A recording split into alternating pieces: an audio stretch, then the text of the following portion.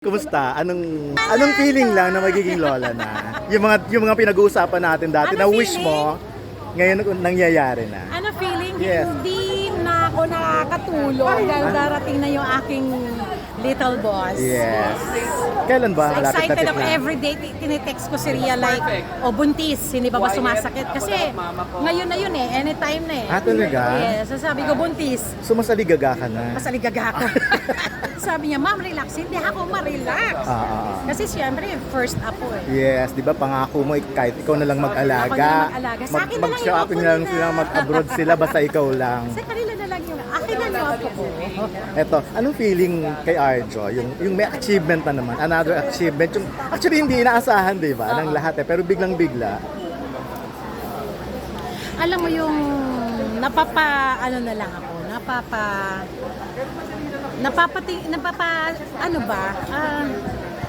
Overflow natatahimik yung blessing alam mo yung sobra na lang ako natatahimik, tapos nagsasabi na lang ako parang, yung bukod na tanging narinig ko parang, salamat Lord. Kasi, ewan ko, basta salamat Lord. Bakit sa tingin mo? Yung ganun, although alam nating magaling si Arjo, pero yung recognition kasi abroad, hindi yan basta-basta At hindi ito first time, syempre, di ba? Well, una kasi, ayoko kasi manggaling sa akin, nanay ko, di ba? Hindi, as a mom, sobrang proud ka, syempre. Sobrang akong proud. Alam naman natin si Arjo, bawat role na ginagampanan, sineseryoso niya talaga. Yung buong puso niya, hindi lang 100% nilalagay niya. Tapos, magaganda yung mga roles na napupunta sa kanya. Pero ikaw, anong plano mo sa'yo, sa acting career? Ako? Medyo matagal na ring Produce muna ako ngayon. Magpo-produce muna. Producer ka muna. Tapos ngayon. next year na lang ako magsiserye. May mga offers, pero next year. So next year gagawa ako. Pero right ngayon, una, inaabangan ko yung aking little boss. Pangalawa, nagpo-produce pa. So malabo kang maging mayor? Hindi ako, hello! Hindi, napi-feel mo ba? May nagpo-push talaga na maging politician ka? Kasi ikaw yung out of the blue may lumabas Definitely manggagaling yun sa mga tao na sana si Sylvia naman ang... Sa ngayon, masaya ako na maghintay ng apo ko. Masaya ako ngayon sa nangyayari. So sorry lahat ng mga... So wala pa yan sa utak ko. Honestly. Alam mo yun. So, doon muna tayo sa isa muna tayo. Nagulat ka ba? Na nachichismis na ikaw naman ang susunod na tatakbo? Hindi, kanina ko lang narinig talaga ba? Parang, talaga? Naisip mo ba? Ba't alam nyo? Ba't hindi ko alam? Naisip mo ba? Alam mo, Don, I love you. Huwag na natin pag-usapan, Don. May naghihintay nga sa'yo, di ba? Ayan, no? May lumapit na nga, di ba? I love you. Huwag na natin pag-usapan.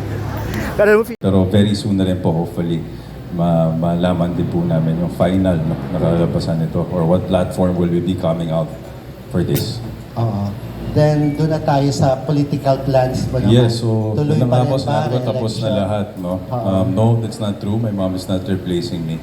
I have much to do. We have been working very hard in the district, no? And as a promise to my responsibility, to my commitment to the people, no? For the next, from this month, actually, from last month pa, nung natapos ko na yung mga, again, my commitments, I was able to keep myself free until after elections as well, so that I could focus, of course, in the district. So, tuloy-tuloy ka. Opo, tuloy po. Hindi po si Mami, ako po.